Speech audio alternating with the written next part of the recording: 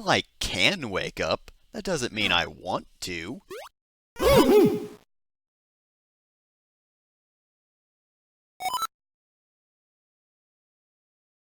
So basically, he's just been doing absolutely nothing for the whole game.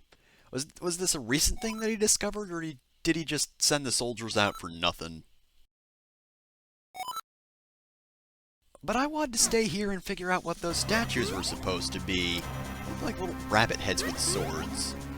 Ah well, Leslo is right. We should probably hurry out of here because now that Body knows where the Light Force is, that's not good for a number of reasons, including the fact that Zelda's in quite a bit of danger being a statue and all. And we're not doing much good here. Thank goodness he didn't place a chair on the other side of that door. We'd be finished right there. Ooh, this place is looking rather dead.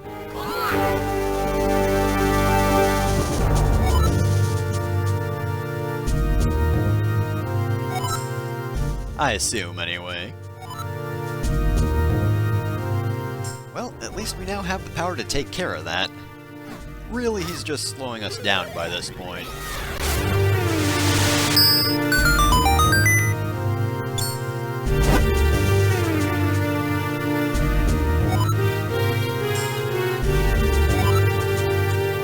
No, not personally. You know, this guy really reminds me of the dude in Ocarina of Time who tells you with his dying breath something you already know. But this guy doesn't die, so really the other guy's braver. I mean, come on, he lost his life to give you that information you didn't actually need, and also you'll probably never find him. Although, we also learn the fact that apparently, even when they're petrified, they can kinda sense what's going on, so Zelda's just been sitting around bored for pretty much the entirety of the game. I really feel sorry for this Zelda. She gets the short end of the stick and oh, he just moves aside without a word. Thanks, dude. Yeah, I'll probably find him first and you'll just stand around here for the rest of the game, whatever. Ooh. Welcome to my castle. I think it looks pretty cool, hmm? Changed it quite a bit. Didn't look edgy enough, I've gotta say. So, I do kind of dislike the fact that you have to do this because actually reforming the Four Sword triggers a few events, allows you to get a few more treasures. So, we do actually have to do this before finishing up our item sweep. And I really kinda hate that. I mean, come on. I want to do the final dungeon in one go, but if you want 100%, you do have to interrupt yourself. Now, we could fall down that hole just there, but we don't want to do that just yet. We could also go down the normal way, but we don't want to do that either. There's a bit of a puzzle here. Gee, can you tell what? What could it possibly be that we need to do here? Maybe it's, oh, that was a fake door. Well, I guess I'll just bomb this completely inconspicuous wall. And in here we'll find Minish points. Good thing one of these was just hanging around. Thanks for not destroying this body. That would have been extremely detrimental because we now have to go downstairs. Not by way of stairs, of course. It would be way too dangerous to fall down those tiny little steps. Dorlon would break his leg, so let's just take the quick way instead. Just a big old passage to break our legs on. And this is the reason we need to go down here as a Minish. Because otherwise you can't actually open these cells down here. This area is very reminiscent of Link to the Past. There was a small section in Hyrule Castle that was like this. There was also a mini-boss down here, and you rescued Zelda temporarily at that point. Of course, the entirety of the castle isn't like it was in Link to the Past. There have definitely been changes. Because otherwise the second part of this dungeon would be pretty linear, because it was mostly just an enemy battle segment through most of the second visit to Hyrule Castle in that game.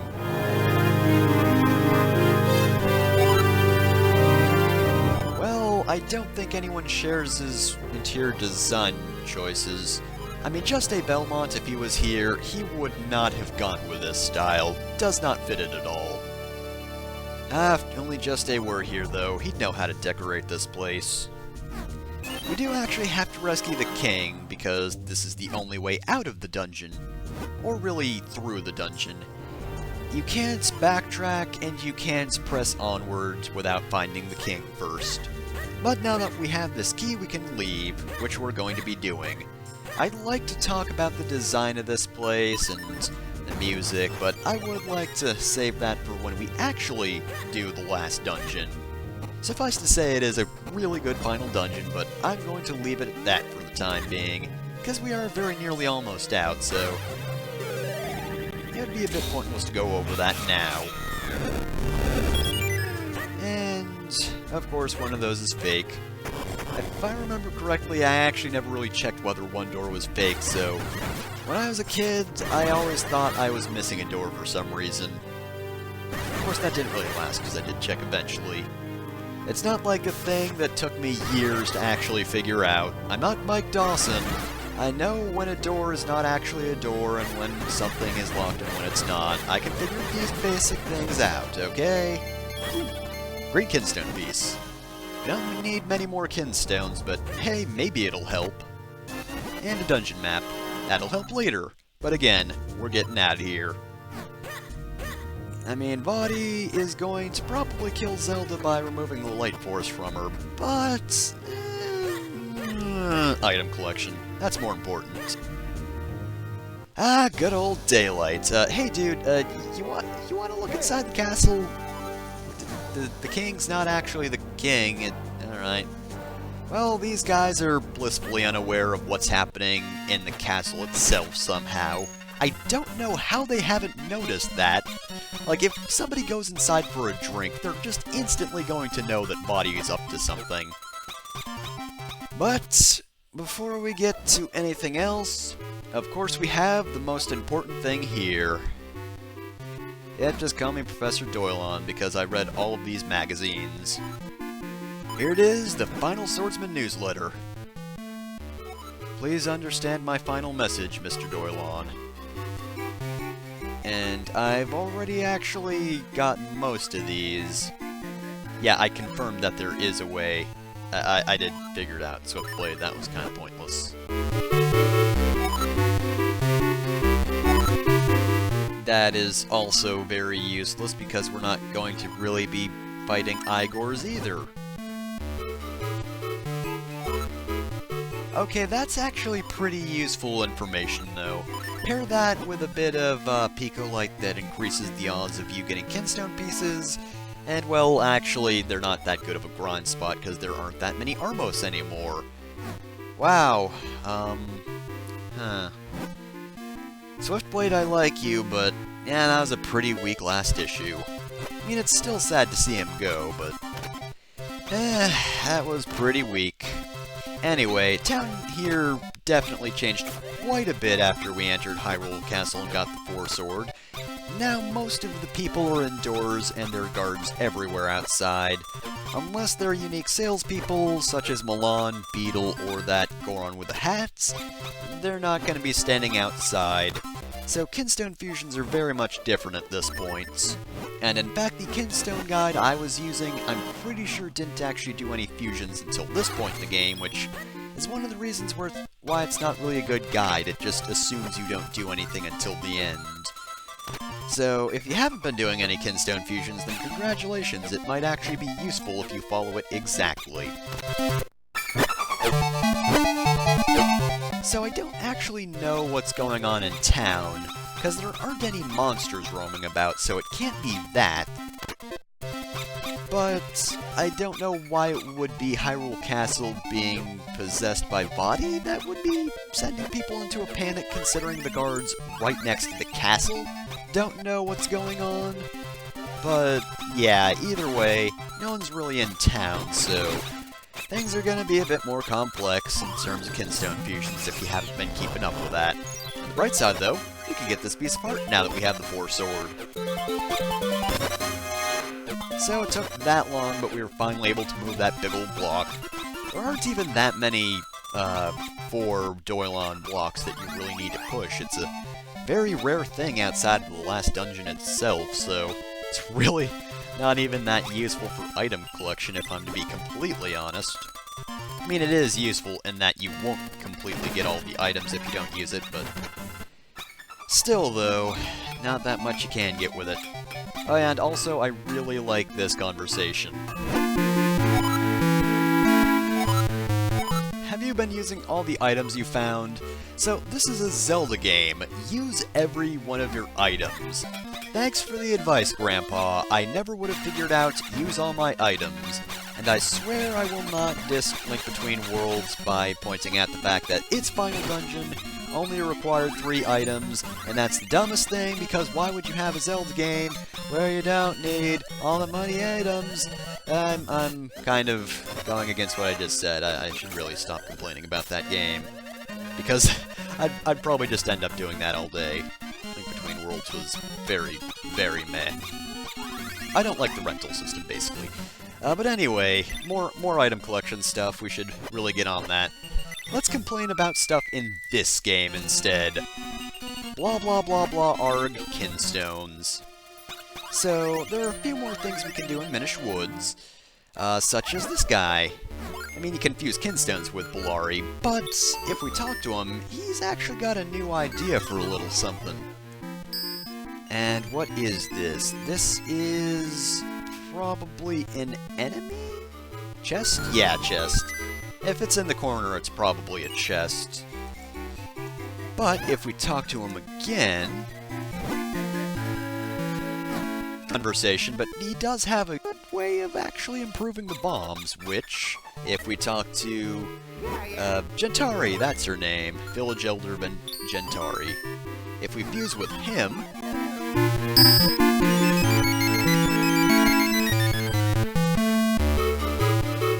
So, Belari will actually figure out how to actually implement this idea, and I really have to stop saying actually.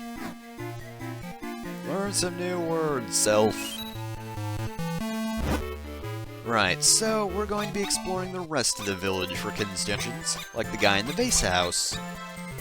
Oh yeah, and by the way, this is probably a good time to mention, but having scanned through and fast-forwarded the rest of the parts of this game, this playthrough, I realized I did not do the Picolite quest. But, yeah, sorry about that. I swore I actually covered that, but no, apparently not. And if you're wondering why I don't just play this game again and amend that part to this, because this footage is like a year old, alright? I've had this sitting around for a year, and I think I might have removed the Minish Cap ROM off my computer for space reasons, so I might not even be able to do that. I don't know, but either way, it doesn't really feel like it's important enough for actually warranting me to go out and do it, because I can just tell you how to do it now.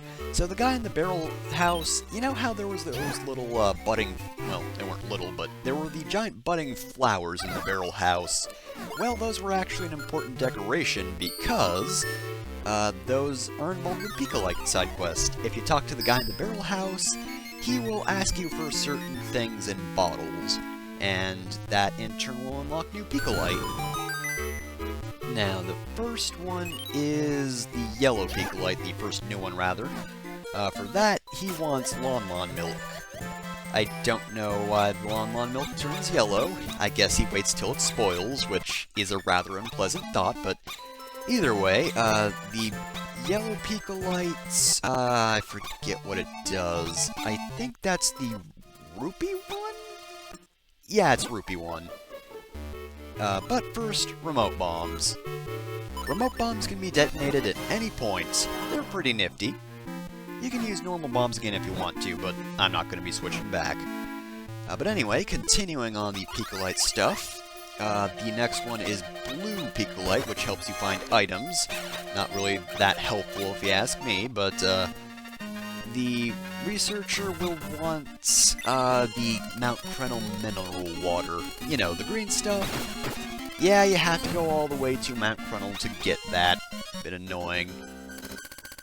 The last one is the orange Picolite, which makes it easier to find fairies, and I think you need to bring him a red potion. So, that's the Picolites, and this is a different side quest. This won't actually activate until you get the Force Sword, and by fusing with this Goron, Oh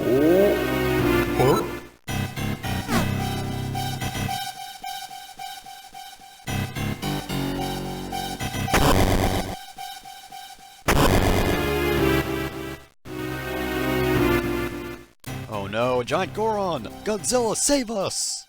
Nah, Giant Goron is friendly, or Big Goron as his name actually is. The Goron's pretty cool, and we're going to be visiting him soon. But that's not actually going to be a very useful fusion until post-game, believe it or not. Yeah, so that fusion doesn't activate until now, and its use doesn't come in until after you've beaten the game.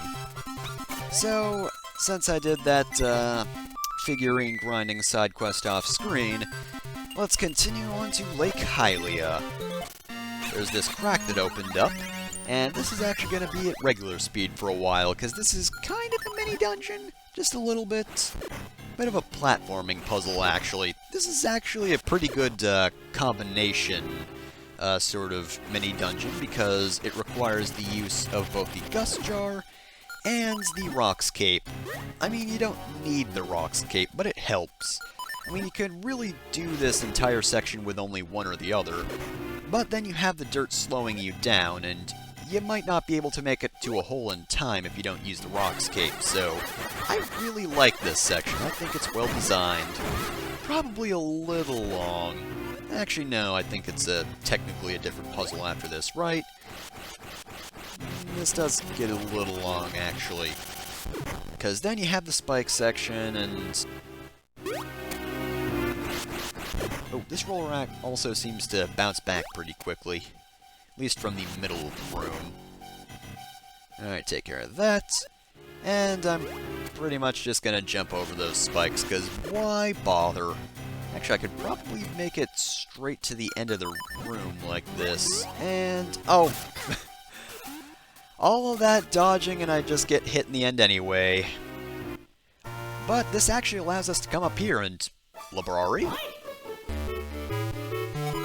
Alright, well, I don't know who else says Humdinger, but, oh my goodness, an entire heart container?